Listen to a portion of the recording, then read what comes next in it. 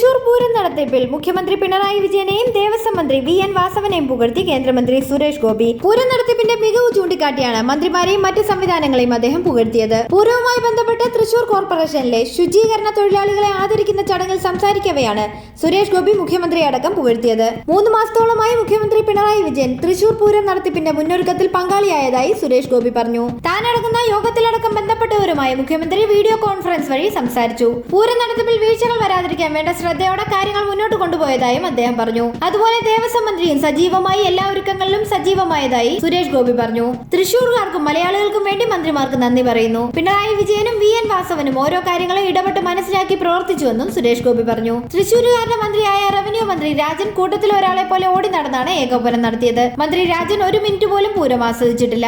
അദ്ദേഹം ഓടി നടന്ന കാര്യങ്ങൾ ചെയ്തു. രാജനെ കെട്ടിപ്പിടിച്ച് മുത്തം കൊടുക്കാൻ ആഗ്രഹിക്കുന്നുവെന്നും അദ്ദേഹം വ്യക്തമാക്കി. പൂരം ഗംഭീരമാക്കാൻ പ്രവർത്തിച്ച മന്ത്രി കെ രാജനെ കെട്ടിപ്പിടിച്ച് അഭിനന്ദിക്കുന്നുവെന്ന് അദ്ദേഹം പറഞ്ഞു. ലോകത്തിന് മുന്നിൽ മികച്ചൊരു പൂരം കാഴ്ചവെക്കാൻ സാധിച്ചു. ജില്ലാ ഭരണകൂടവും ഉദ്യോഗസ്ഥന്മാരുമെല്ലാം അതിനായി സഹകരിച്ചുവെന്നും സുരേഷ് ഗോപി പറഞ്ഞു. തൃശൂർ ജില്ലാ കളക്ടർ അർജുൻ പാണ്ഡ്യൻ ഉറക്കമിളച്ചാണ് പൂരം വിജയിപ്പിക്കാൻ ശ്രമിച്ചത്. കൃത്യമായ കണക്കെടുപ്പ് നടത്തി പ്രവർത്തനം നടത്തി. പാളിച്ച ഉണ്ടാക്കാതെ എല്ലാ സജ്ജീകരണങ്ങളും സിറ്റി പോലീസ് ഏർപ്പെടുത്തി. മൃഗസംരക്ഷണ വിഭാഗവും അടക്കം മികച്ച രീതിയിൽ പൂരം നടത്തിപ്പിൽ